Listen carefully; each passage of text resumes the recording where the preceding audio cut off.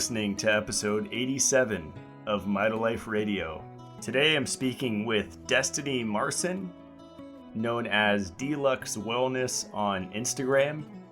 She has really great posts about metabolic health, and recently she's been talking about gallbladder health, which is not really talked about. People talk about the liver and the thyroid, the brain, all these different parts of the body, but not many people actually highlight the gallbladder. And she actually had her gallbladder removed, I think around the age of 12, she said. And that caused a lot of issues. And I've known people that had their gallbladder taken out. I talked about that in the show. And it's not good.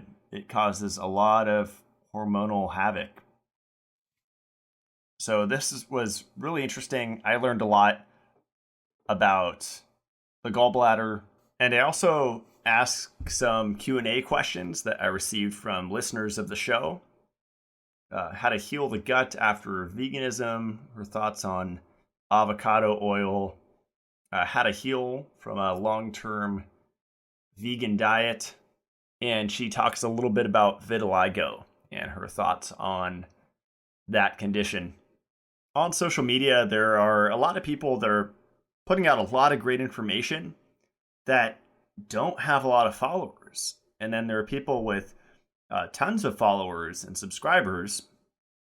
We were actually watching like YouTube, most popular videos on YouTube the other day, and it's just ridiculous stuff. It's actually quite depressing to see what people are clicking on YouTube or iTunes or Instagram. And I'm sure a lot of them just bought their followers. That's pretty common. But the people with highest integrity tend to not have hundreds of thousands of followers, because you look at the accounts with 300,000 followers, 400, 700,000, and they're just saying the same stuff. Omega-3s are healthy for the brain. Omega-3s are essential fats. You know, take your zinc, take your ascorbic acid, take your liposomal supplement. It's all the same nonsense. And so I really appreciate people like Destiny that are just going forward, putting out awesome information. And I'm really happy to have her on the podcast and share her work with you. And that's part of why I think this podcast has been so successful, is because I'm not just going for big names to get the clicks, because it's boring. People are over that. Just like the major sports networks are going down and the major news networks are going down and their ratings are tanking. Well, guess what? So is the mainstream alternative health community. They're going down because it's all boring now. It's boring information. It's all new age jargon. It's quantum this, quantum that, starve yourself, go keto, don't eat sugar. It's just the same stuff over and over and over, and people are waking up to it. So that's enough of my little rant. We got to support the people with not a lot of followers that are putting out better information than those with tons of followers. And Destiny is in that category. She's awesome. I have no doubt that she will reach a lot more people. So here is Destiny Marson. Enjoy.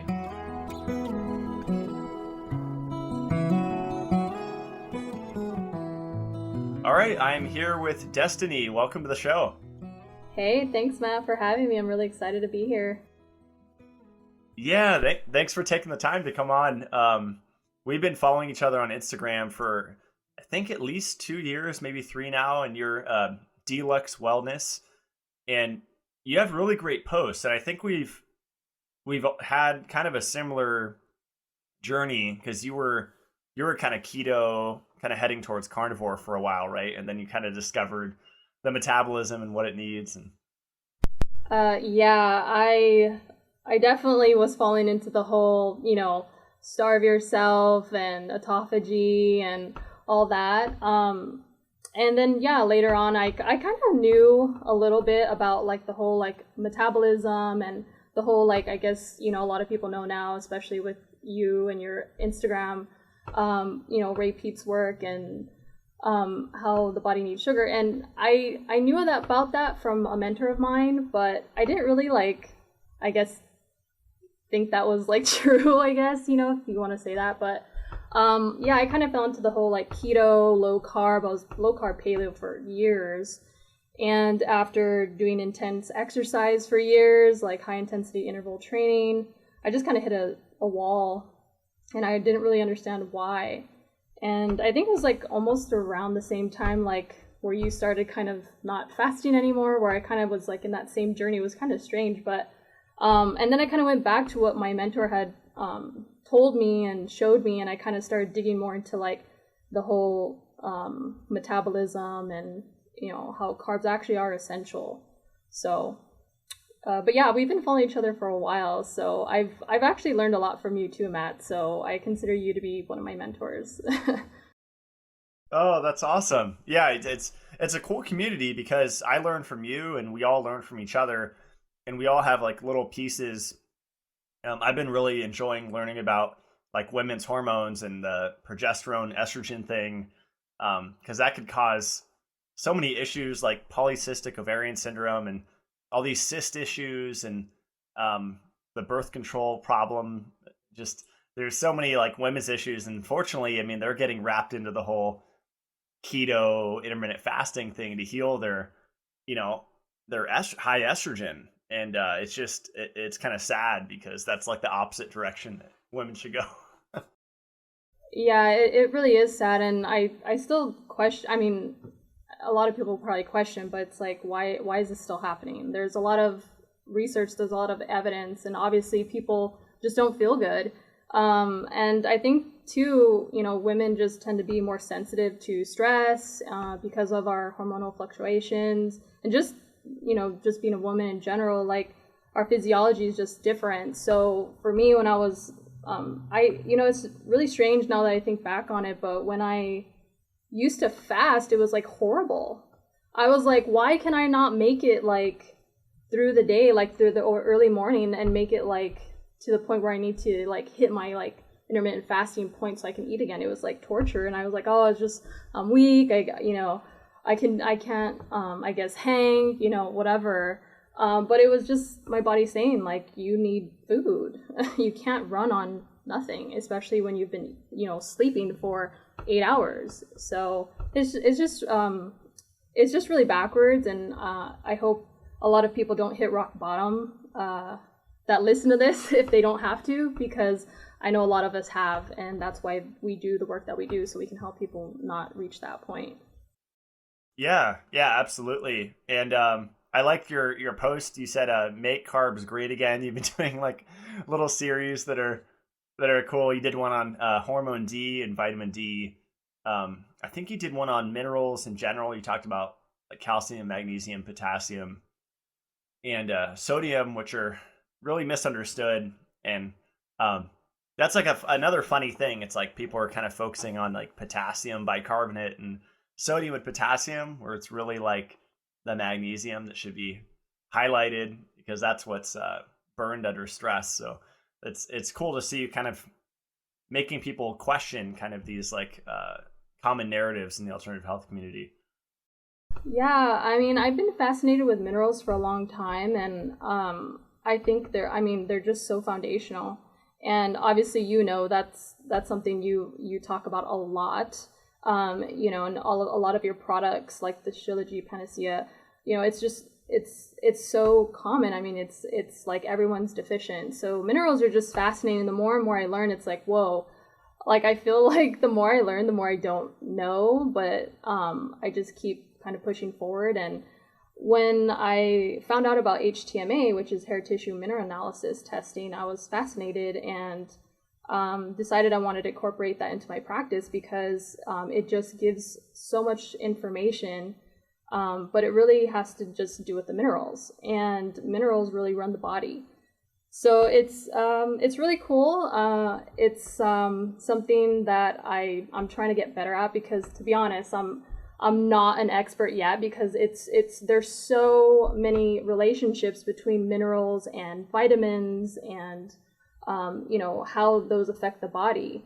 So, but the more and more I learn, the more I'm fascinated, and I'm glad it's something I can offer my clients to kind of dig deeper into some of the issues that they have. So, yeah, I've never had it done, but I know some other people that I've had on the podcast, like Jessica Ash. I think she uses that with her clients, and I think I never got into it because I heard it's like a snapshot. Like it doesn't really. I guess you have to do it over and over again to kind of see a pattern, right? Because it's kind of like looking at the blood. It's just like that one moment, but it can change pretty quickly, right? yeah, so with the HTMA testing, when you do it, it really gives you a look into what's been going on for the past about 3 months or so. So they recommend or suggest that you retest every 4, maybe 6 months at, I think, the latest, just so that you can see if the protocol or what you're doing is actually moving the balance of the minerals in the right direction. But yeah, it is a non-invasive hair test that shows what's going on with the minerals, the balance or the stress on the minerals. And it really goes back, I guess, 3 months or so. And that can really depend, though, too, I think, because just depending on the person's hair, a lot of people say that HTMA may not be accurate, but that's actually not true. There are things that can hinder the test from giving an accurate result, and that can be like hair dyes, certain shampoos, stuff like that. So I think those have to be taken in consideration always. But with HTMA and the accuracy, I think it really comes into play where it depends on how the person's interpreting the results, because HTMA can look a certain way, but it's all about how you interpret the results. If that makes sense. Yeah, that does make sense. That's really interesting. I'll have to do it at some point because I've just done the full Monty iron panel and then just a basic kind of 30 marker like inside tracker test. But that's all I've done so far. Yeah, and I actually just had my own HTMA run, so I'm really excited. I'm going to be sharing the results on my Instagram and on stories. Just because, I'm running them, but I've actually not done it all myself, and I want to see what's going on, But yeah, I say definitely I do it. I think it can give a lot of information. The cool thing about HTMA is that it shows you so much, and it's actually pretty cheap to run. And it's not invasive. So you just cut a little bit of hair. A lot of people are scared about that, but it's actually a little bit of hair. You don't really need much. And you can see adrenals, thyroid function, immune system, sugar balancing, digestive health, liver health. And usually it gives really good correlations if somebody has copper toxicity. I'm putting that in quotations because a lot of people call it copper toxicity, but it's really just bio-unavailable copper.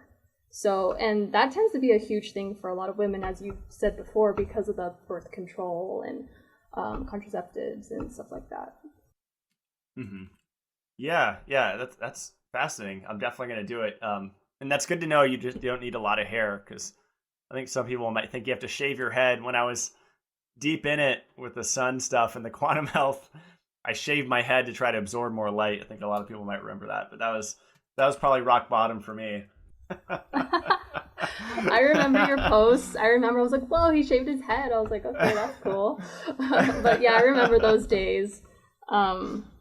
Just like you and so many other people in the health and wellness, space, I was downing like DHA, I was taking omega-3 supplements because I thought they were good, and just all these things, right? We just, we live and we learn. And it's just awesome that, we can learn from each other, especially on Instagram. I think it's a great there's issues with that platform, obviously, like with all, let's be real. But I think it is awesome because it connects so many of us. And I learn a lot from people on Instagram, to be honest, and a lot of people learn from me, and it's just really, really cool.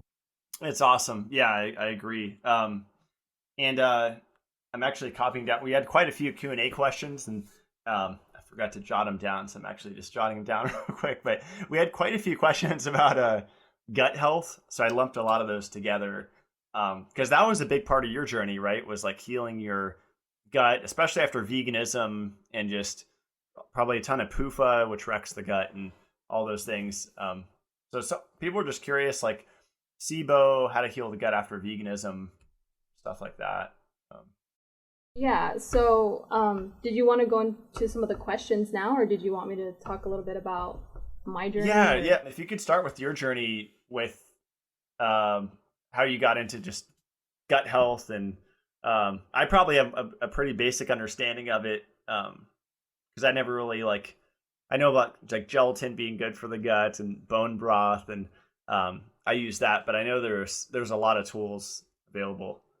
Yeah, so my personal journey, it goes back to when I was about 16 years old, and I started developing severe digestive issues. And at the time, I obviously wasn't educated. I didn't know what they were, but they would literally leave me on the floor in the bathroom just in agonizing pain and tons of bloating. Like I'm talking like somebody stuffed me full of like potatoes or something, and the pressure, it was just horrific. And I didn't know what the heck was going on, and I didn't have insurance at the time, so I'd go to like the ER, like the basic like ER for people that don't have insurance, and they'd be like, oh, it's like, I don't know, like gastritis or whatever, and I would never get like a diagnosis or any kind of information as what I could do. And so I suffered with that till I graduated, and then I turned, I think it was 21, and I decided to like change my diet, and I actually did it for animal rights, believe it or not. So animals being mistreated, CAFO meats, stuff like that. And I kind of read that being vegetarian was healthy, or that it promoted health, and so me and an ex-boyfriend back in the day, we decided to go vegetarian together. And I kept that up for almost 10 years. And now what I know, I'm like, wow, I kind of really, messed myself up by doing that. But, it was a learning experience. And when I was 21, same age, I actually had one of the worst gallbladder attacks. Now I know what it is, right? After hindsight, I had one of the worst gallbladder attacks of my life, and it actually landed me in the hospital for 8 days, where I almost died. I actually had a really bad case of pancreatitis as well. And that's actually just inflammation of the pancreas, right, enlarged. And that's from gallstones, I guess, creating blockages with the pancreas. So usually gallbladder surgery, when you get removed because you have stones, which is what I had going on, it's pretty in and out. You're in and you're out the same day or next day. I was there for 8 days because, like I said, I almost died. It was pretty traumatic, and I didn't actually realize that I had such bad digestive issues. And, afterwards, doctors don't tell you, oh, you're going to need to be taking something to break down fat later on, all that kind of stuff. I had to learn that on my own, but about 8 years later, when I was 28 years old, I actually developed an autoimmune disease.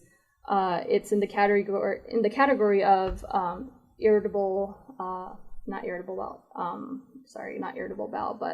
inflammatory bowel disease.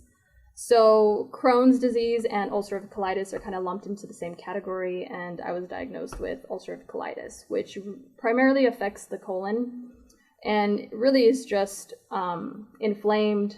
There can be ulcerations like sores, tons of horrible digestive issues, bloody stools, mucus, you name it.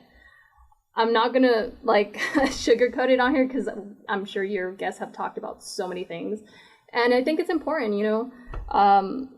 that's the reality. A lot of people are facing so many issues. But I struggled for a long time with digestive issues, to the point where I developed cystic acne, peripheral arthritis, where I couldn't even walk at one point. My ankles and my knees were swollen like elephant woman.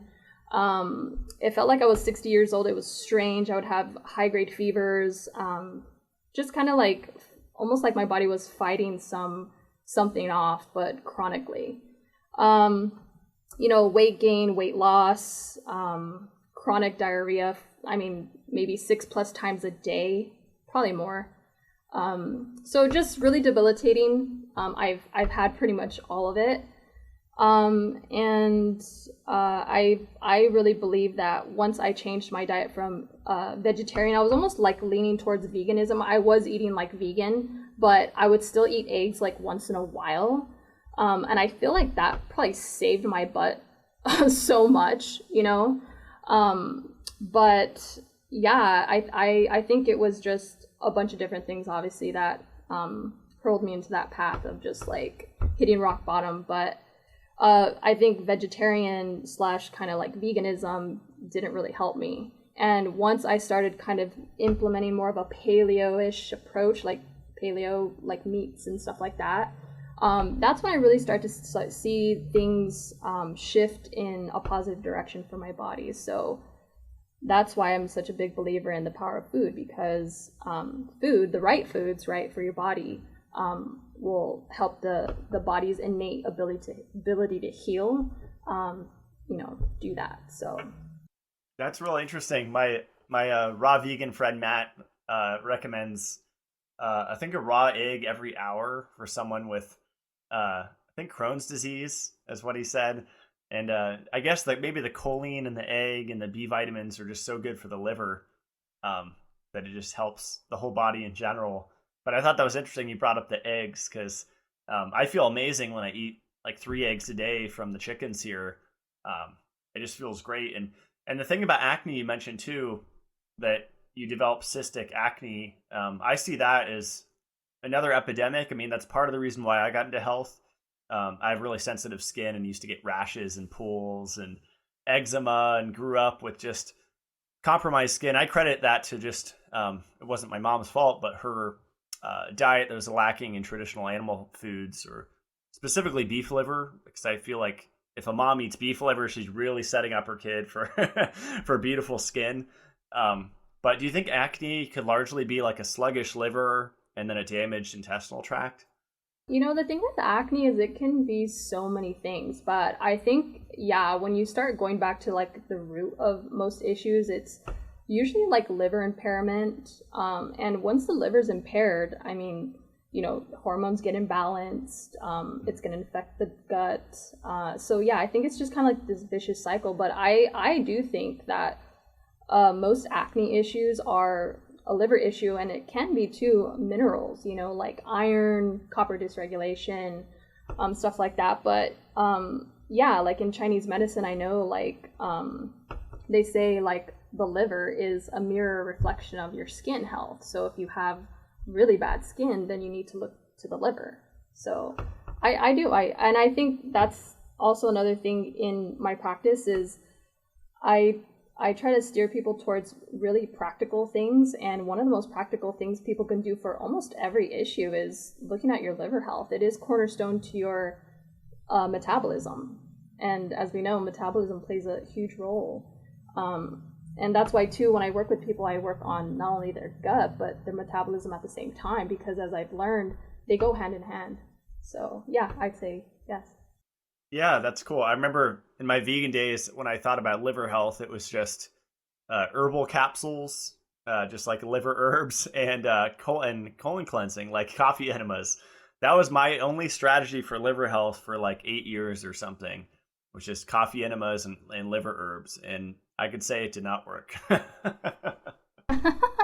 Yeah, that's funny, because I think you mentioned like you used to work at like a health food store at one point or something, or did you know friends there, or? Yeah, I just hung out at Sprouts. My friend worked in the supplement department, and he would sneak me into like company training. So I went to like Sun Warrior trainings and just like secretly snuck in, I guess illegally, to like these dinner trainings and like listen to them talk about their products. It was kind of funny, but cool, because that's kind of my specialty, the supplement industry. So it was cool for me to kind of see behind the scenes what goes on with these companies.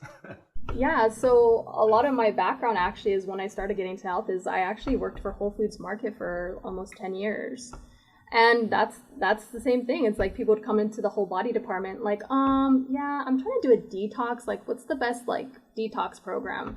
And back then you'd be like, oh yeah, this right here, it has like some laxatives that are herbal, some fiber, gonna help just kind of pull everything out. But that was like the approach, or that was like what you were taught. So I'm right there with you. When you don't know that the liver needs certain nutrients to perform its detox, abilities, then that can be a huge factor for a lot of people trying to heal. Yeah, I know psychedelics are trending, but all you need to do is just go into a Whole Foods or the supplement section and just eavesdrop on conversations, because for me, it feels like I'm on drugs when I listen to the questions that people ask and the answers they get. I'm like, am I on a different planet? Like, what, like, are people not keeping, like, it's like 10 years behind. Like, even the local health food store here, like the end cap is like ascorbic acid, zinc, cod liver oil, omega-3s, and they're taking all this for their immune system, and it's really sad. And unfortunately, it challenges the income of the health food stores. So I feel like they're not open. I mean, it is like a suppression thing. I almost feel like going there with a megaphone, like PUFAs are poison or something. I think you should. People would be like, what's going on over here? I need to listen to this guy. You got a megaphone. What? PUFA. Yeah, I think you should. Maybe we all should, right? Yeah, that's funny. The health food store. Yeah, I feel like a lot of the best supplements, like, you can only get online. You won't really find good supplements in health food stores. Like, I've never seen like Shilajit tablets or even powder in a lot of health food stores. But do you want to jump into the Q&A? Because we have quite a few questions. Sure. Yeah, I'm really excited to. Let's do it. Okay, cool. Is avocado fat good? This is a common question. So I think people are confused about, like, when we talk about polyunsaturated fats, they think like avocado is 100% PUFA or this is 100% saturated, but it's always a combination, right? Whether it's coconut or avocado or even canola, there's different amounts of different fats in it. So yeah, I mean, you're like, I'm sure a lot of people have said before. There's a lot of people that say it. It's you're never gonna escape PUFA 100%, and that's really not the goal. It's really to have a more saturated fat heavy diet, because they are more protected, they are more stable than things like nuts, seeds, industrial oils like canola oil, soybean oil, corn oil. I think avocados are great, but I do them in moderation, just because of the type of fat that they are. And I'm not really a big advocate or fan of avocado oil. But maybe in my paleo days I was like, oh sure, but now when I kind of reel things back in, and I'm like, that just doesn't sound like very good. Like, avocado oil, like, why don't we just eat like a piece of avocado, and stick to the more traditional fats like beef tallow, like a good quality lard, coconut oil, butter, ghee, stuff like that. So I do enjoy avocado. I just don't have them be a majority of my diet or go too heavy on them, because of the types of fats they are, and because I want to get more of the saturated fats in. That's mostly why. Yeah, that's a really good point about you'd rather just eat an avocado. I'm kind of the same way. Let's see. Healing gut after veganism. What are your thoughts? Just general quick tips maybe on that. I mean, that's like a whole episode. I tell people to go slowly, right? Because when you, first of all, when you're like vegan or vegetarian, usually you have really poor stomach acid, and just dumping all this protein, like, I mean, some people can tolerate it. And just depending on the person and how they've actually been living and stuff like that, their stress. But yeah, I would say go slow and do more stuff like that's lighter. Maybe like some bone broth, maybe white fish. You can even try like eggs. Instead of going like hardcore on the like steak and the ground beef and stuff like that. While it is easy to digest for most people, sometimes when you've been on those types of diets that are very depleting and don't have a lot of, the thing with the vegan and the vegetarian diets, majority of the vegan diets though, is that they're really high in copper, or they get copper, but they don't get enough zinc. And zinc is really, really important for stomach acid and for a lot of things, for like skin health, immune function, certain hormones and stuff like that. So I would say concentrate on building good stomach acid. I usually put a lot of my clients on digestive bitters, because they're they're almost like a functional food to me because they're made out of like certain plants or things like ginger, orange peel, stuff like that. And that can really help just get things kind of like that digestive fire going again, because again, with the vegan and vegetarian diets, that kind of is diminished just depending on what they've been eating, or actually the lack of what they've been eating, right? So I would say work slowly on the proteins, because we want to get good bioavailable proteins into the body. And protein actually is needed to make stomach acid. So it's kind of like this weird vicious cycle, right? So yeah, work on good quality proteins that are like not so heavy, maybe, that are going to be a little bit easier for you. Work on building stomach acid naturally. There's tons of ways to do it. I really like digestive bitters. One digestive bitter can do so many things for the body and improve digestion. And just keep it basics like and simple like that. I think that's one of the best approaches, and just take your time with it and see how you feel, because how you feel is really going to dictate, you know, what you're doing or the protocol that you're going to be following or doing, right? But yeah, I would say usually working on stomach acid, doing some digestive bitters, and then sticking to more of the easier to digest proteins or things that are lighter to begin with. That's awesome. Yeah, you have some good posts on those gummies. You made, it looks like, a lot of different variations of the gelatin gummies, and I'm still waiting for a company, because like the closest thing to something you can buy that's decent but it still gives me an upset stomach is like the German style Haribo gummy bears, because they don't use high fructose corn syrup, but the ingredient list is still a paragraph, but it doesn't have, you know, artificial colors or a ton of them. But yeah, I mean, making them at home, I think in large batches is kind of the way to go, and then putting them in the fridge because they can mold sometimes. Yes, I'm a huge fan of gummies. I actually make them a lot, not only for me, but for my daughter. She actually really loves them. And I feel like any parents out there, like, the quicker and sooner you can get your kids onto these like healing foods, the better. And it's a really fun way to do it, right? You can experiment. I know you have a recipe. A lot of people have done your recipe too. It's just really fun and an easy way to get good quality sugars, that anti-inflammatory amino acids from the gelatin. I think it's something that a lot of people should include when they are healing their gut. With that being said, though, I have had a lot of people that can't tolerate even gelatin or collagen, just depending on the person. So sometimes sticking to just like a broth is sometimes better. Not even a bone broth, but just like a broth. But yeah, I love gelatin gummies, and I'm with you. I wish somebody would just create a good, clean product so that maybe I wouldn't have to make so many all the time.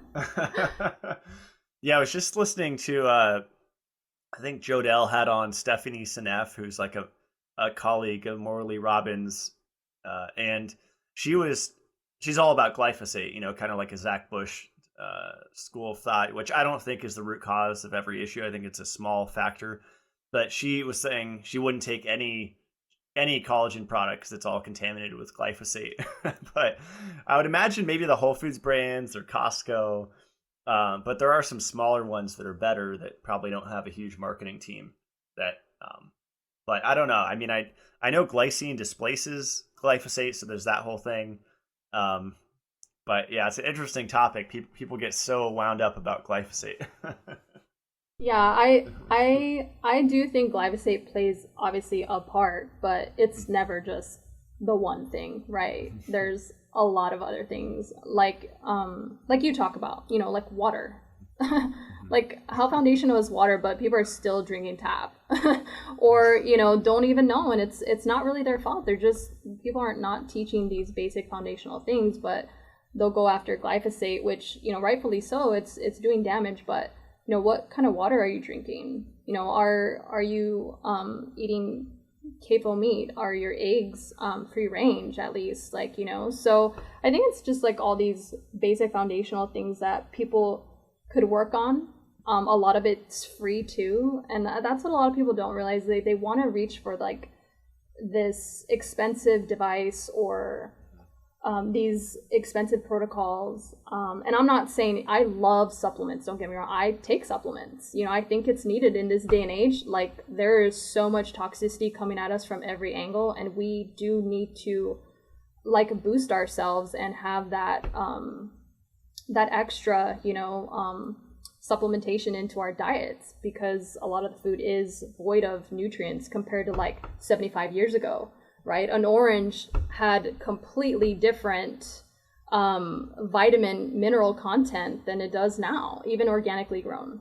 So yeah, I get the glyphosate piece, and I do talk about that sometimes, but I don't think that is obviously the one thing. There's so many other things I think that people could concentrate and focus on, and it would do them so good for their health. I mean, I was talking to a friend the other day, and it just blows my mind, because a lot of my friends know that I'm into health, right? And you know, one of these girls that was with one of my friends when they were eating out was just had no idea that canola oil, soybean oil, all that kind of like is even an issue.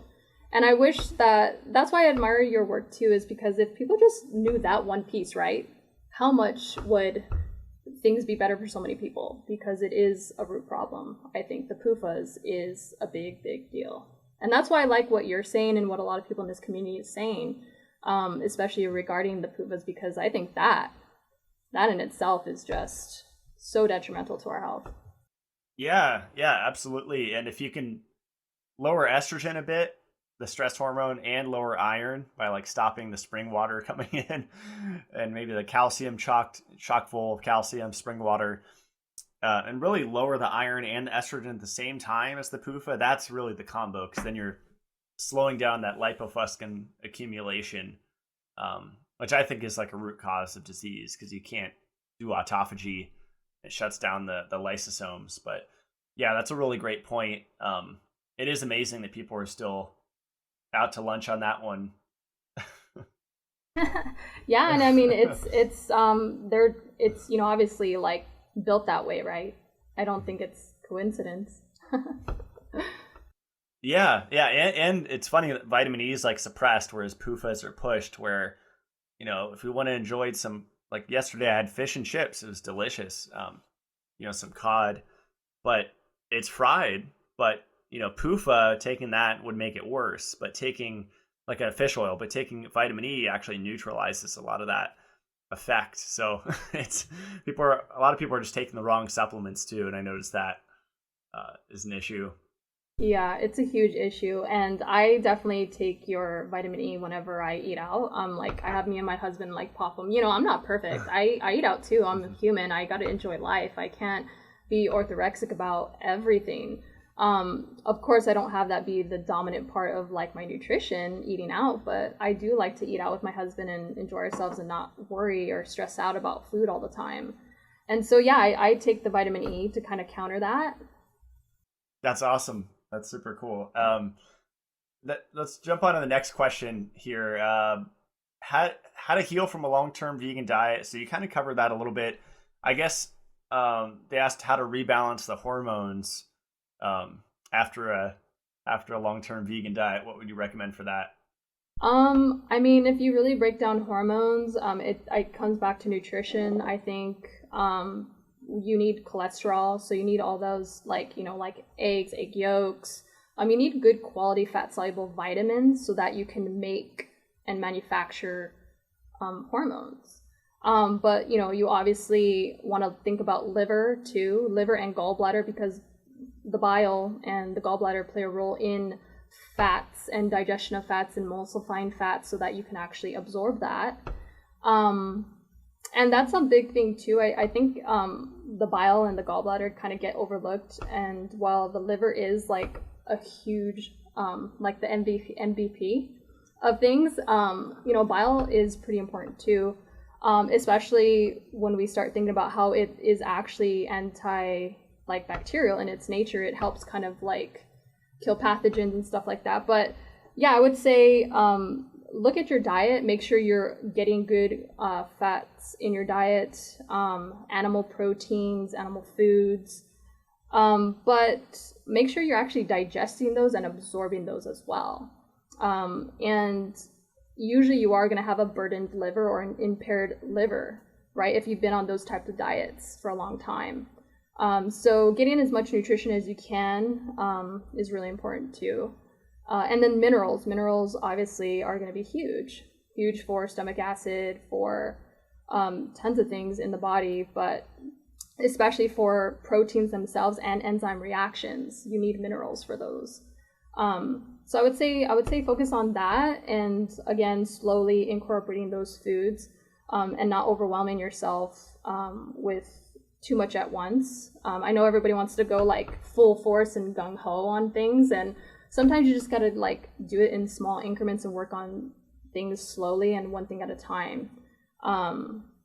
The body has been depleted for a while, or is kind of like not malnourished. I'm not going to say that because that sounds kind of extreme. Maybe in some cases, but you've probably been missing a lot of those really special things that come from animal foods. So I think that would be a huge focus for people that are recovering from a vegan or a vegetarian diet. That's awesome. And I had a question that popped up since you were talking about the gallbladder. You had a couple posts, I think from last month, about gallbladder health, and you were talking about cholecystectomy, where they remove the gallbladder. That's one of the most common surgeries in the U.S. Can you just talk about a little bit about the gallbladder? Like, how do we optimize its health, and what are people doing that are harming it, and stuff like that? Yeah, so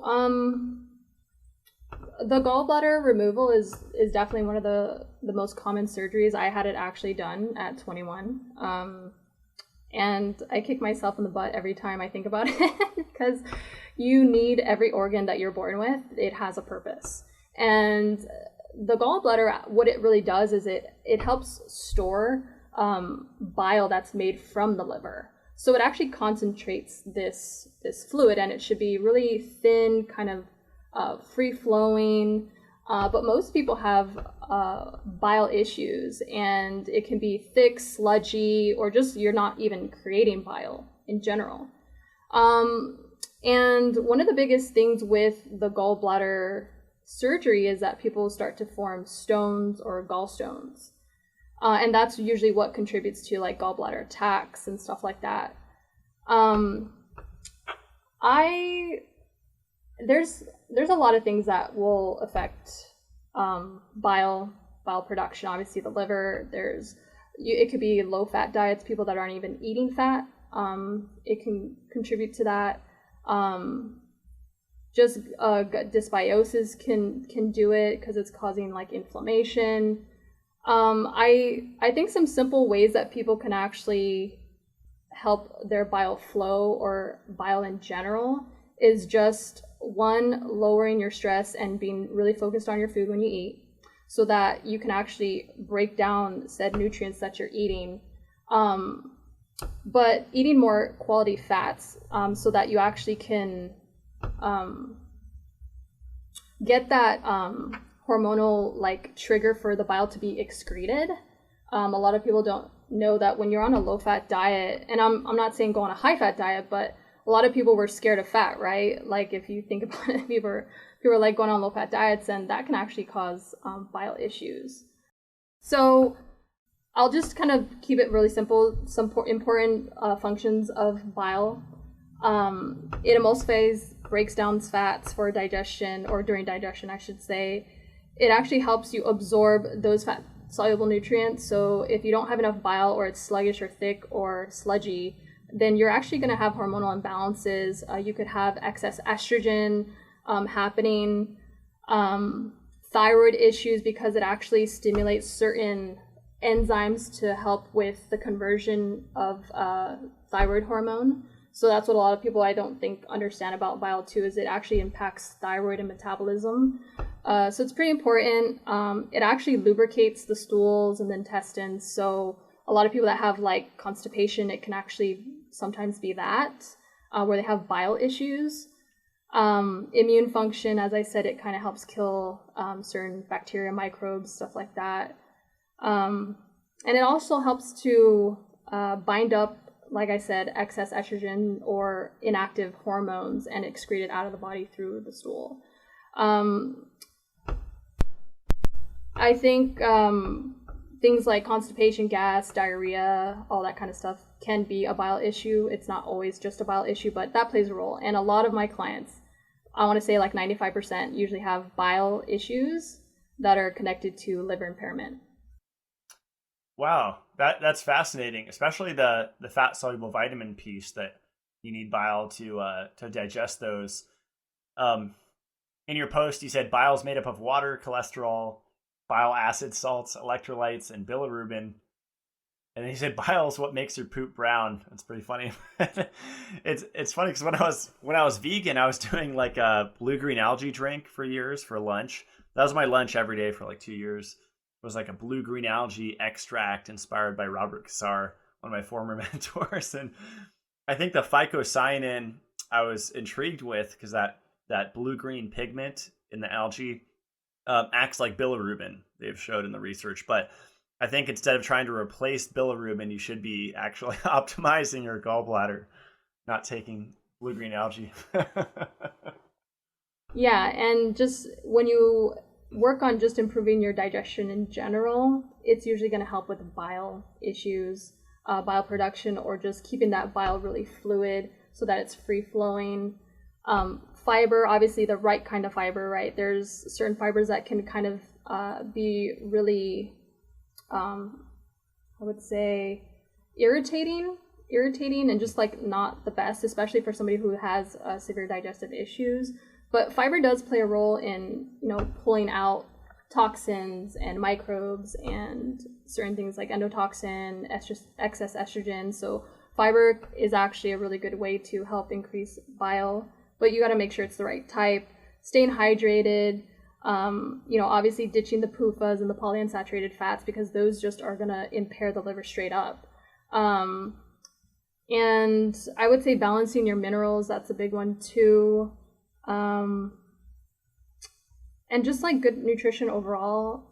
A lot of people are actually dehydrated, and that can actually play a big role. And I think when I had gallbladder issues, dehydration and obviously the lack of minerals in my water was a huge part of why I actually developed a lot of those stones, to be honest. When I look back now, that's kind of what I think it was, along with eating a lot of processed foods and junk foods.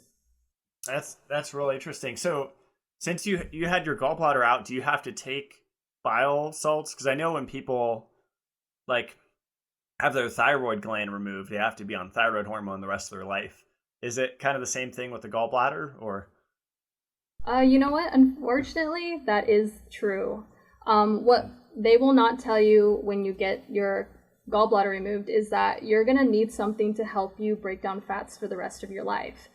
You will not have that concentrated bile in that pouch, which is your gallbladder.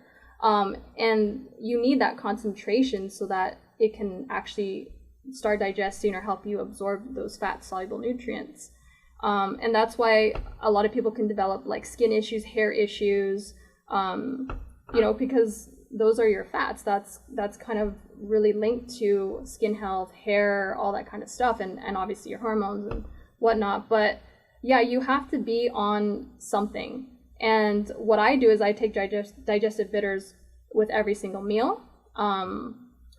And I also take ox bile or bile salts because I just don't have that concentration. So if I'm eating something with fat, I need that extra help now because I'm not able to hold that concentration of bile anymore in that organ.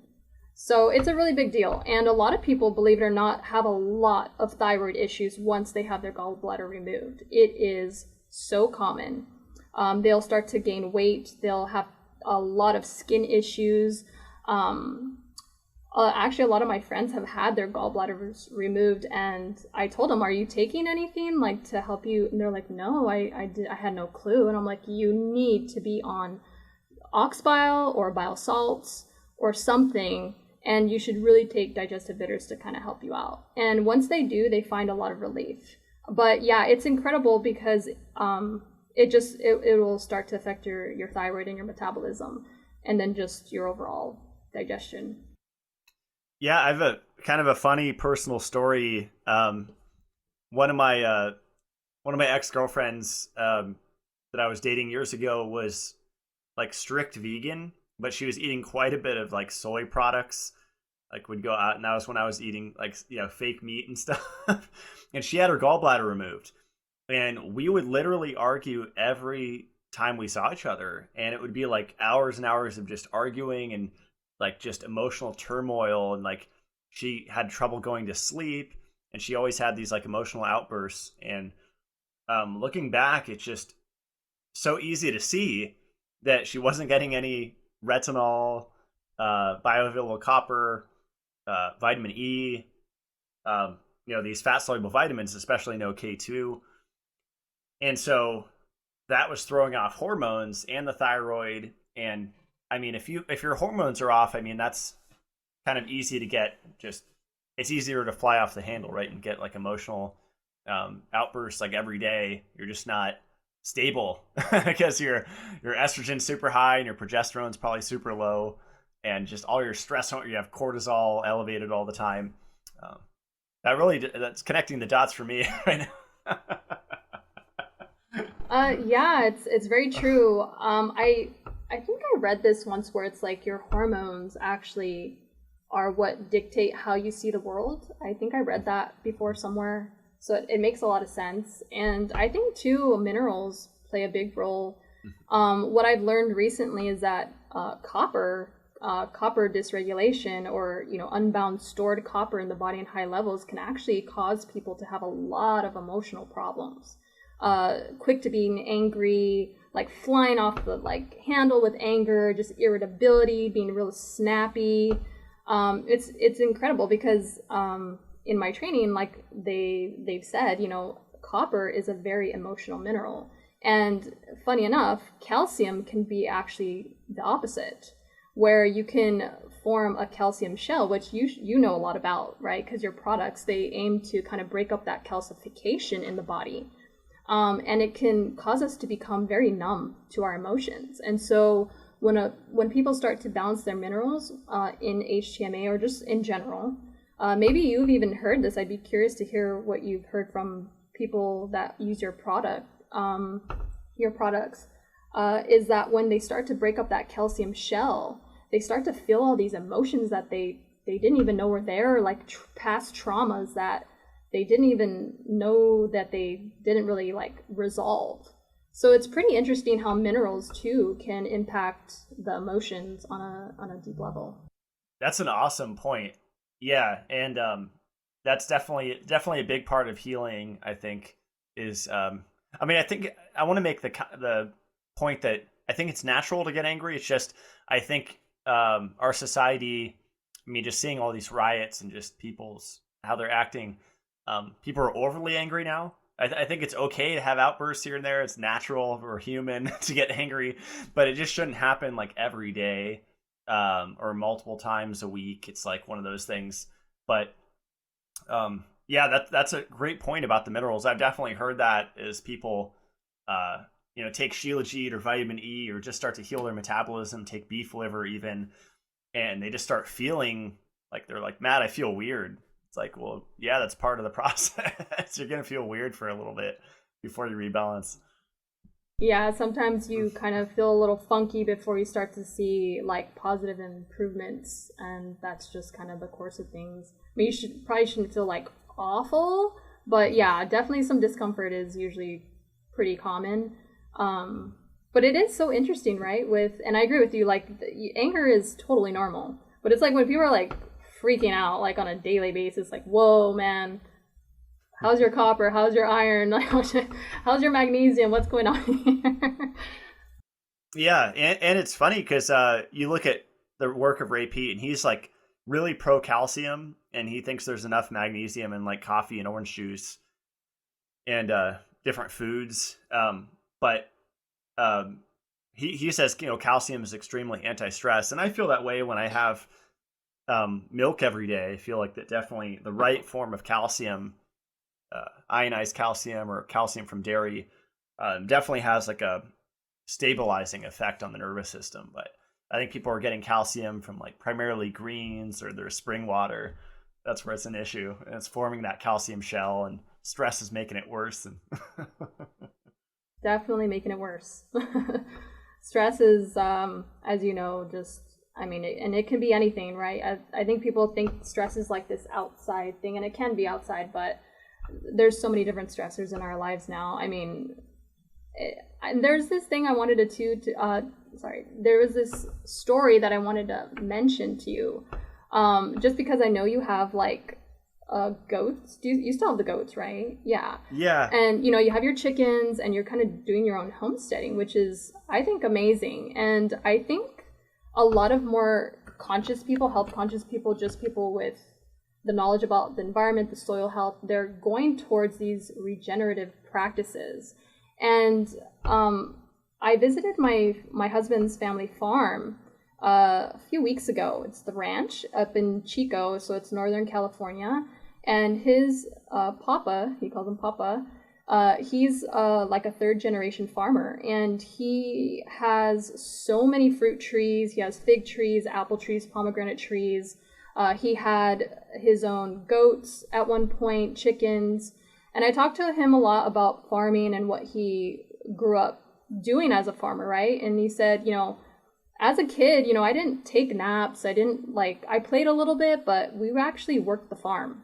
We were like parts of the farm. We had a role in the farm. And my mom was inside cooking, and she'd cook up biscuits.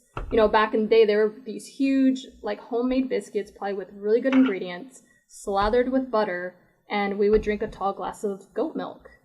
And that was our lunch. And I just think it's, and I just listened to that story, and I was like, wow, it's so simple, but all that nutrition in that little bit of food, and just how they would reap everything from their own farm, feed themselves, and that's carried on through generations. And I just think it's really awesome that people like you are able to do stuff like that on their own, and people see that and want to do that, because I want to do that. That's like a goal of mine. I can't right now, but I don't know. When I knew we were going to get on this podcast together, I just kind of wanted to share that, because I think it's a really powerful thing when you can make quality food, or raise sustainable animals and kind of live off of your own land, but have the nutrient density that our ancestors used to have, right? Or try to like get close to that. I appreciate that. Yeah, it took a long time to get here, and I feel that animal nutrition is pretty easy. Maybe not with the food aspects, somewhat, but it's easier to dial in than plant nutrition, like growing greens and even fruit. I feel like people just don't understand the soil cycles. I certainly don't.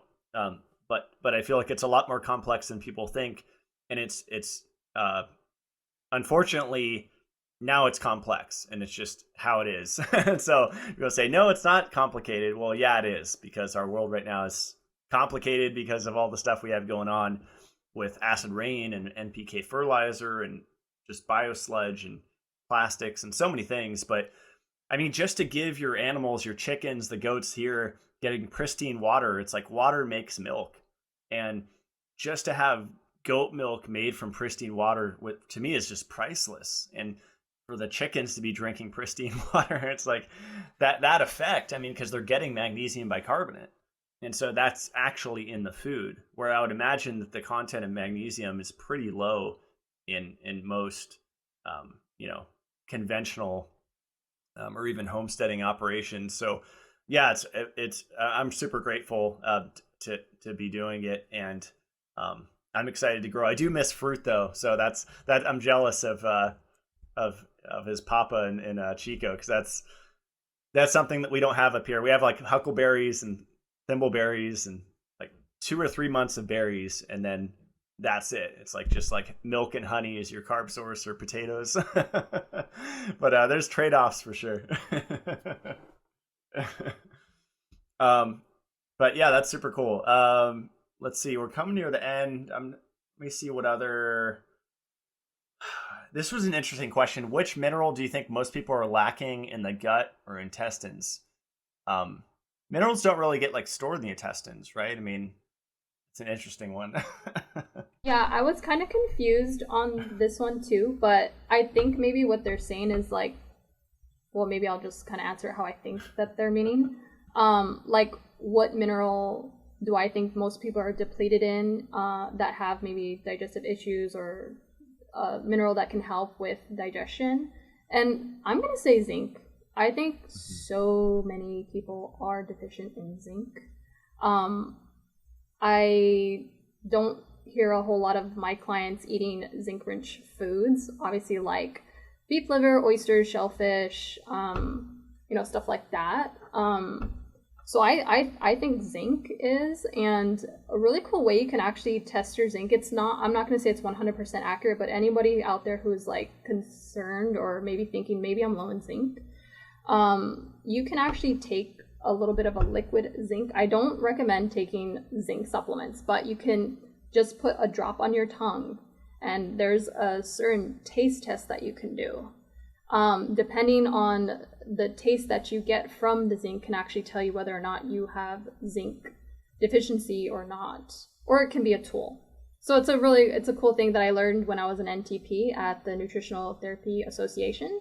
They taught us to put mineral like drops, like supplement drops, onto the tongue, and depending on what kind of taste you got, that was going to show you if you were low in zinc, high in zinc, or completely depleted in zinc. But I would say zinc, and I say that because a lot of people just suffer from digestive issues, and I think a lot of it can come back to stress, and stress will lower stomach acid.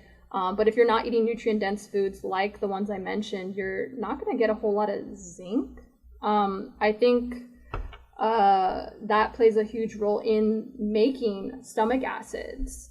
So I say zinc, but I see a lot of people not eating those foods in general, like beef liver, like you've talked about, is just rich in everything. The B vitamins, copper, it has iron, it has a good ratio of copper to iron, So I would say that. I would say zinc. But again, it comes down to the person, obviously.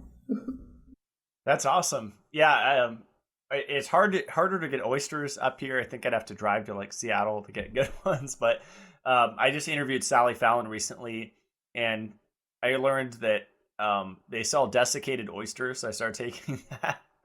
I know it's like one more pill to take, but I do feel the difference. It's interesting. Maybe there's some oxidized PUFA in there, but I'm not too worried about it because the benefit. Yeah. I've heard of that. Like, I heard of oyster extracts and things like that. I've never tried them. The one thing that I did implement recently into like a tonic, just to kind of experiment, and because it is rich in other minerals, is black ant. So Polyrhachis black ant. It actually has a really high source of bioavailable zinc. So, I mean, I don't know. I know you're familiar with tonic herbs. I know you do them, and medicinal mushrooms. But that was one that was pretty interesting to me because I was like, black ant. I've heard about it for a while, but I was like, I gotta try this. And I feel pretty good when I take it. But I do like that there's other minerals. It's not just like obviously zinc. It's a whole host of other like nutrients in there. So that's also a possibility for people that can't source maybe oysters. They could think about maybe adding some black ant. That's cool. Yeah, I think I have one of Charles's black ant tinctures, and I take that occasionally. There's so many wasps here in Idaho. I could probably just pick one and eat it. It probably has some zinc. Probably. That's interesting.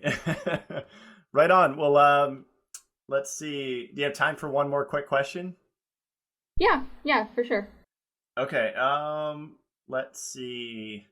Low iron in pregnancy, what to do? What do I say to a midwife who recommends iron supps? I'd say go listen to Matt's podcast because you'll learn a lot. No, seriously, a lot of people learn so much from your podcast. It's amazing. I love to listen. I would say, just based off of what I've been taught, what I know is that iron supplements are just toxic. So I don't think anybody should be supplementing with a synthetic iron. It's not going to be the same as if you were eating iron-rich foods. For instance, beef liver. It, like I said, has an ideal ratio of copper to iron. It has a lot of other nutrients in it. But you want to look at why. It's always why. Why is the iron low, or what is causing the iron dysregulation? Because it's most likely not because you're low in iron. It's because you have a copper issue, because copper regulates iron. And another thing too is if you have adrenal issues and if you have liver issues, again, we come back to digestion. The adrenals and the liver are really, really important when it comes to making that protein, ceruloplasmin, that is needed to move copper, and also that helps regulate the iron. So usually when people have low iron, I see it as like a copper issue. So I would say,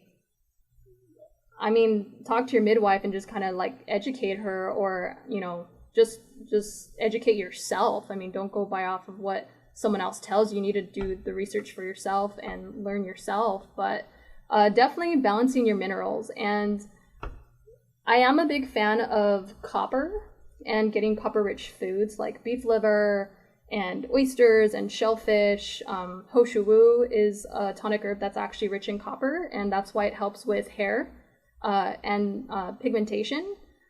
So I know somebody had a question about vitiligo or something like that, like pigmentation, and I'm gonna say copper could probably come back to that one too, but and other things, I'm sure, because it's considered autoimmune. But yeah, I would focus on nutrition, and sometimes before you start doing minerals like copper, or even thinking about supplementing iron, you need to balance the main macro minerals first, so that things start working better, so that your thyroid and your oxidation rate kind of improve, right? So things like magnesium, and getting enough sodium and potassium. And usually when you start to balance those four minerals, or at least that's what I was taught, is things start to kind of even out in the body, or start to kind of go in the right direction with the second level minerals. And copper is one of those. But I think one of the best things that you can do for iron is probably to look at a test, or get tested, because we don't really know just based off of what low iron. That's not really a good metric to go off of, just low iron. It's why is it low? And I know you've mentioned the Full Monty panel. I've never done one on myself. I do want to run blood chemistry for myself, because I did have a baby, and women are actually, that have babies or that are pregnant, can actually, I think it's either double or triple the copper in the body, and that can cause issues. So I would say, maybe getting some kind of testing done to see where your levels are at of other things in the body, and then you can work from there. But I definitely wouldn't take anything synthetic that was iron based. Have you seen that iron fish now? They're I've seen ads for where you put this iron fish in a boiling pot, and it diffuses inorganic iron into your water, and you're supposed to drink it. I forget what it's called, but it's being marketed pretty heavily.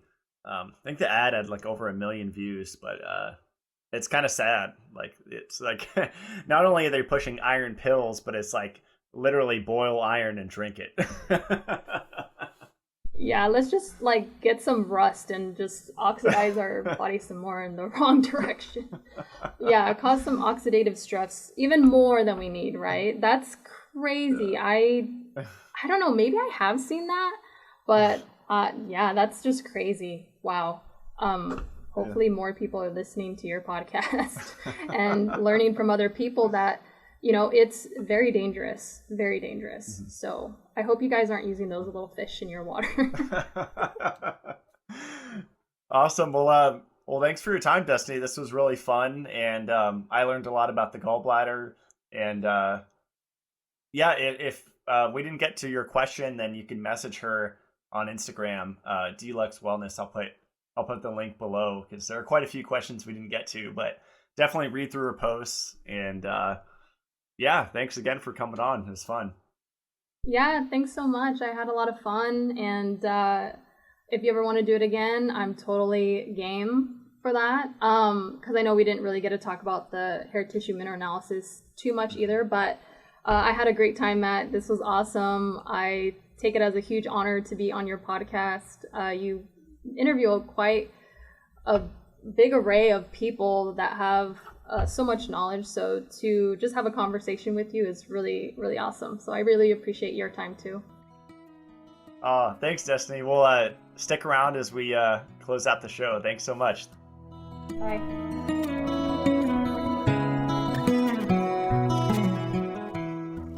Well, that is it for today's show. What do you guys think about that?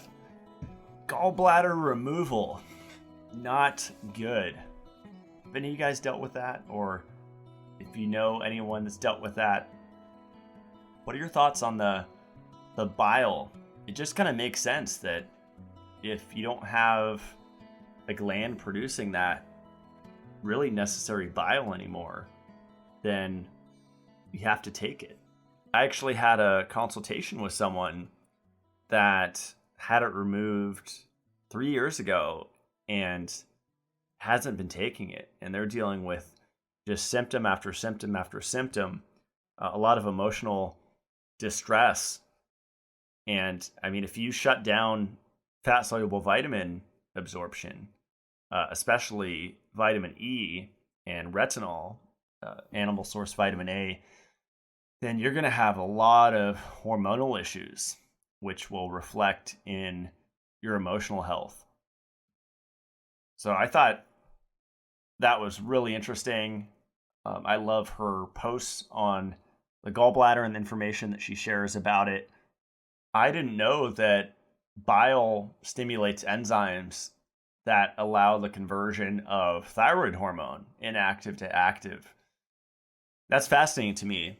And it makes sense that there's multiple things required, just like there's multiple things required in the mitochondria to generate ATP or cellular energy. You have magnesium, you have T3 active thyroid hormone, which keto carnivore people don't have.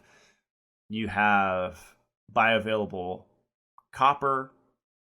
You have vitamin B3. There's so many aspects to energy production. And I would say most people, not only on the standard American diet, but even in the alternative health community, are lacking most of those because of the way that they're living, drinking tap water or spring water, bathing in tap water, taking the wrong supplements like ascorbic acid, zinc picolinate, omega-3 fatty acids, fish oil. I mean, the list goes on and on. And looking at the nutritional supplement space, I've just noticed that most companies are not aware of which substances are safe. In other words, they're making just smorgasbords, cocktails, toxic soups of ingredients with 5-hydroxytryptophan, 5-HTP, which can cause eye degeneration, niacin, flushing or non-flushing, which can cause increased serotonin and prostaglandins and all these issues. And they're throwing these into supplements unaware of the damage they can cause. I mean, vitamin D, I had a whole episode on that with Morley and Jim Stevenson. You can go back and check that out if you're supplementing hormone D or vitamin D. There are safe supplements, and then there are harmful supplements. And a lot of people just say, screw it, I'm throwing out all your supplements while I'm working with you. These are certain practitioners, and let's just start from scratch and start adding in supplements slowly. You can do that, or you can listen to Mitolife Radio and just learn what's good, listen to the experts on what's actually safe. but people are taking a lot of unsafe supplements that are really throwing the body out of balance. I'd say the primary of which being omega-3, algae oil, or ascorbic acid, like liposomal vitamin C. Those two can cause a lot of disease. And so there were some questions here that we actually didn't get to because I really just wanted to pick her brain on the gallbladder. And I liked her zinc test too. Wanted to mention that, putting a drop of zinc on the tongue, not to supplement it, but to see your zinc status and how that tastes. We had a question, how can you treat SIBO? This would have been a good question for her, as she also focuses a lot on gut health. I think a lot of the recommendations she gave in the podcast would apply to a small intestinal bacterial overgrowth. If I had it, I would use high-dose gelatin or bone broth. Really just unlimited consumption, kind of limited by your budget. And spore-based probiotics, because those have an effect on bacterial overgrowth, because these are influencer strains that can shift the microbiome a positive direction. Someone asked, how are your kidneys affected by gut health? I'm not sure that there's a connection. Maybe the endotoxin, if you have excess lipopolysaccharide endotoxin that's escaping the gut, I mean, that's not only affecting the kidneys, but all areas. And that's where people will focus on gut health as the start for someone's health journey. You'll hear people talk about leaky gut and glyphosate, but I really think omega-3s or PUFAs, which make the gut leaky and more permeable, or NPK fertilizer grown vegetables, which are promoted heavily in the keto Dr. Berg community. And all of these things can really affect not only the gut, but every organ and gland in the entire body. Tips for sticky stools that make you wipe a lot, someone asked. I would definitely get on spore-based probiotics. And if you're on a well, then just get a bidet. And that's a really easy fix to go through less toilet paper. But the long-term effect would be to get on at least 2 capsules of a good spore-based probiotic. I have one under Mitolife, but you have to get mine, but it's pretty affordable and effective. I would also experiment with high-dose gelatin, like 50 to 70 grams a day. Someone asked, why did Jesus promote fasting? And I get this question probably every month. He was in a different time, and he didn't have acid rain, NPK fertilizer, geoengineering spraying, 3G, 4G, 5G, non-native EMF, Wi-Fi.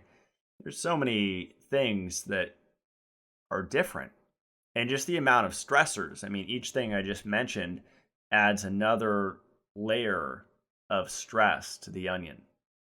And so fasting in a world like today, where we just have stressor on top of stressor on top of stressor, just doesn't make sense. And even for spiritual reasons, to me, it doesn't make sense. Unless you're living in a bubble with like 100 acres and you're growing pristine produce in a greenhouse and you have pristine water coming out of the walls and you bathe in it and all that going on, then it might be a different story. But most people, I'd say almost everybody, is not in that situation. Any ideas on what causes blockages or cysts to form in the colon? Cysts are largely formed from excess estrogen, which is not the female hormone, but a stress hormone.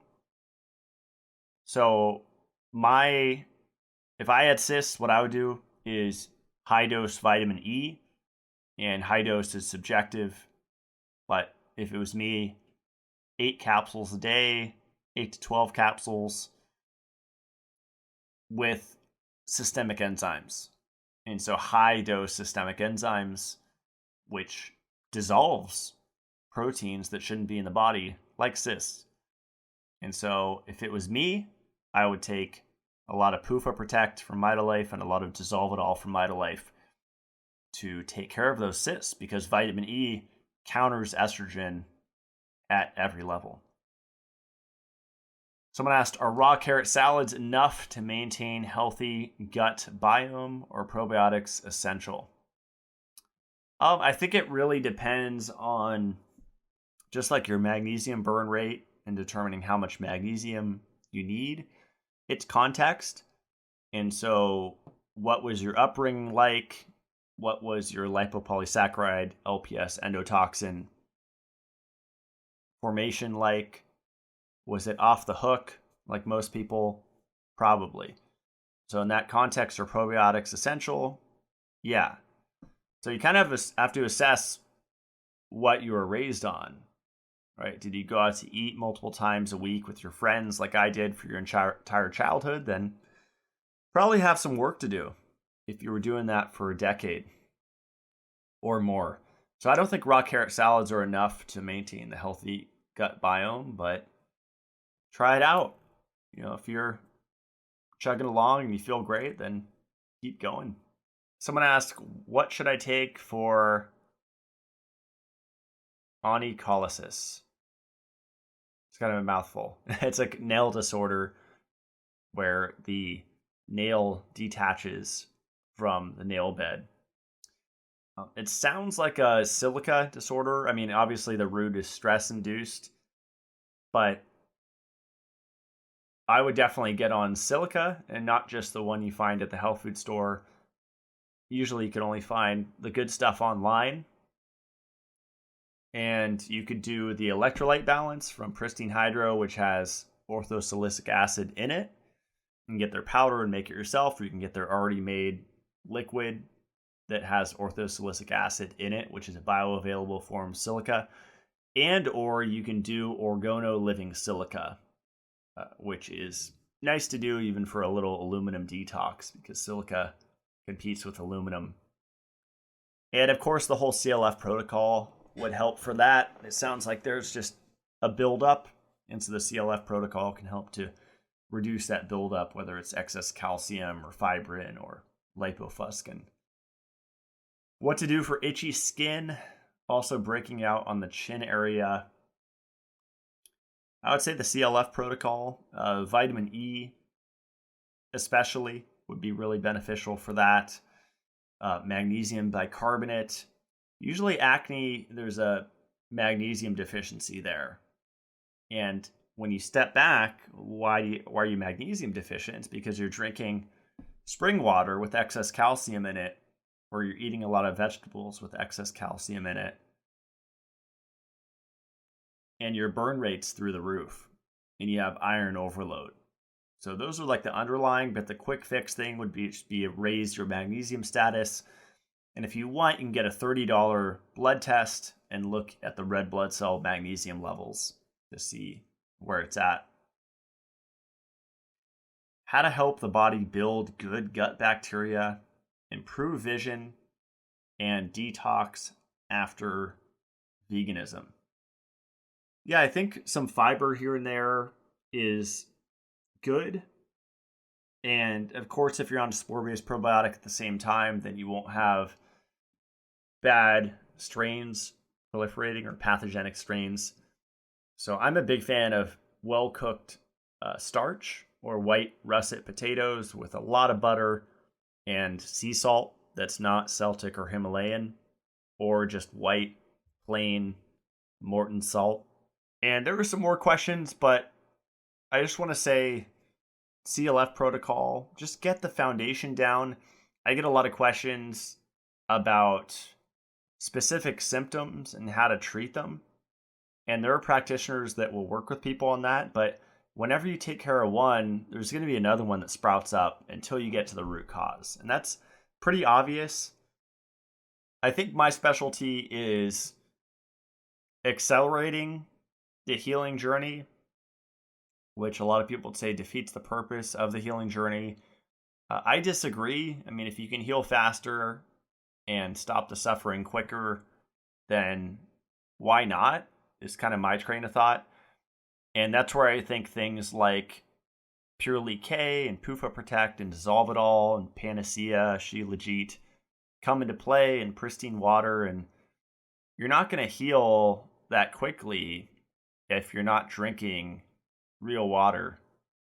If you're drinking tap or spring water or well water, you really have to get on the pristine hydro water, the Panacea, Shilajit, PUFA Protect, Dissolve It All, and really do it all together, because it's really that synergy, that synergistic effect that will give you the benefit and allow your body to rebalance and heal from whatever it is.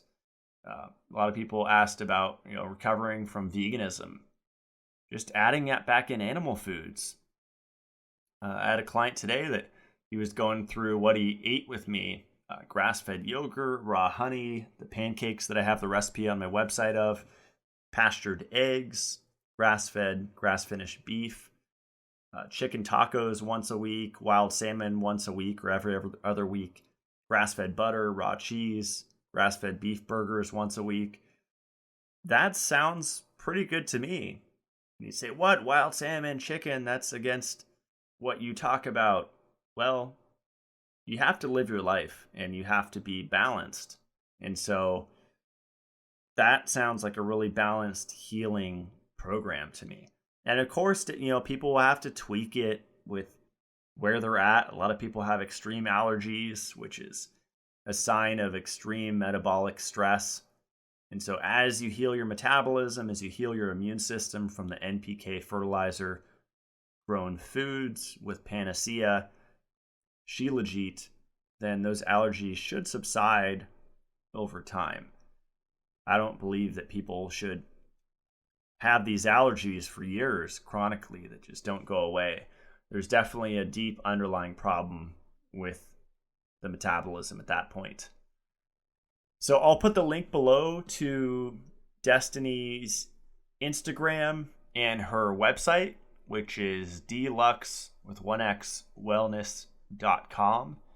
And there you can book a consult with her or check out the HTMA testing that she talked about. And just really great stuff. I love what she's doing. Love the info she's sharing.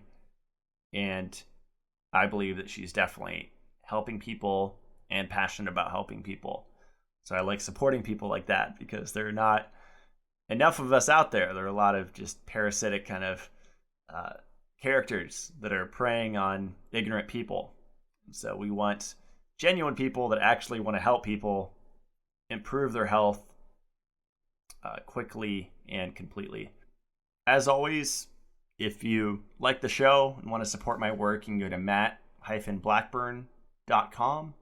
I have all my recommended products up there. I have blog posts, the CLF protocol. I just put the one up on Shilajit a few weeks ago. Have some recipes up there. And there's also a link to Mitolife. And that's my brand. If you scroll down, it's mitolife.co. And you can check out all the products that I've created. This is a passion product of mine that I'm constantly working on improving. And it's currently undergoing a full rehaul right now. That's why a lot of things have been out of stock for a month or so. And I apologize for that. I'm doing better and improving the products. The two that are sold out right now, Dissolve It All and PUFA Protect, are being upgraded. And so those two will be upgraded when they come back next week, which is the second week of September 2020. And the Purely K just came back in stock, and now I'm offering a megadose option, which is 120 capsules, and you save $15 if you're going to buy two of the 60 count. And that's a really cool product based on my research about vitamin K and osteocalcin. And a lot of people will combine hormone D or vitamin D with vitamin K. And that's not good, because that's just defeating the purpose of taking vitamin K, because all of that vitamin D needs to be activated, and it takes vitamin K to do that. And so you're just really spinning your wheels whenever you take them together. That's why I came out with Purely K that doesn't have zinc or any other quote-unquote cofactors, because you don't need cofactors because you get those from your diet. They're just fillers. They just cut the product. I wanted to create a megadose product that has a lot of menaquinone 7 in it. And so the serving size on the bottle says 1, but I'll often take 4 at a time. My friend Dio takes 8 at a time or more. It's really amazing for dental stuff. I've used it for all sorts of dental issues, cavity issues. If anyone's having any sort of dental issue, they are K2, MK7 deficient. And it's a very safe supplement. It really improves liver function because remember, A, D, E, and K are stored in the liver. And remember, the liver does 500 functions. And remember, the liver converts 90% of inactive T4 thyroid to active T3. And remember, the active T3 is used in every cell in your entire body. So it's really foundational. And just an update, I don't know if it's because of the whole COVID thing, it probably is, but UPS has been slower to get it to my shipping center. And so the truck is in Seattle. Hopefully it doesn't get burned down by the rioters.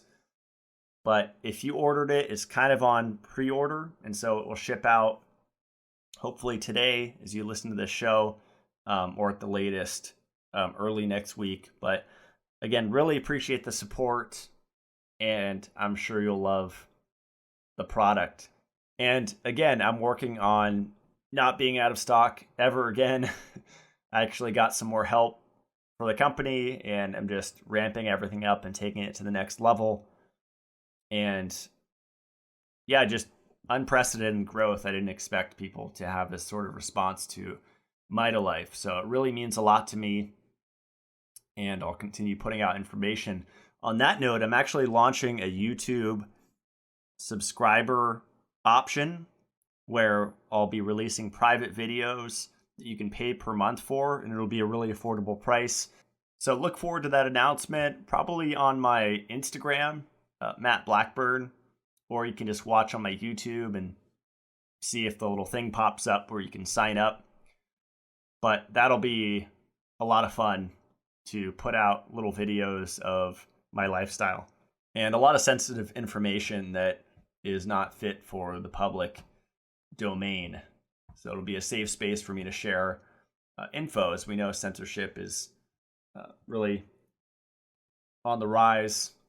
So we got to counter it with good information and anti-PUFA information, because you know that PUFAs, polyunsaturated fatty acids like algae oil, shut down the immune system. So the PUFA Protect, that'll be back, just like the Dissolve It All, next week. And both of those formulas will be upgraded. And so the PUFA Protect, it's going to be about double the amount per capsule, so the price of that will go up because you're getting more product per bottle.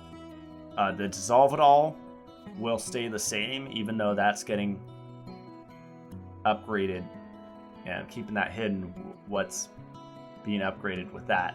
But you'll see next week, so just keep an eye out on the Mitolife website. And thanks again. Really appreciate just all the support you guys have given me.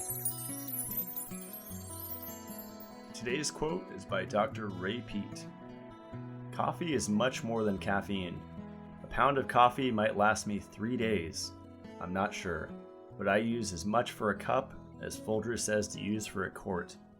When the concentrated extract is mixed with milk, the mixture is stronger than standard restaurant coffee.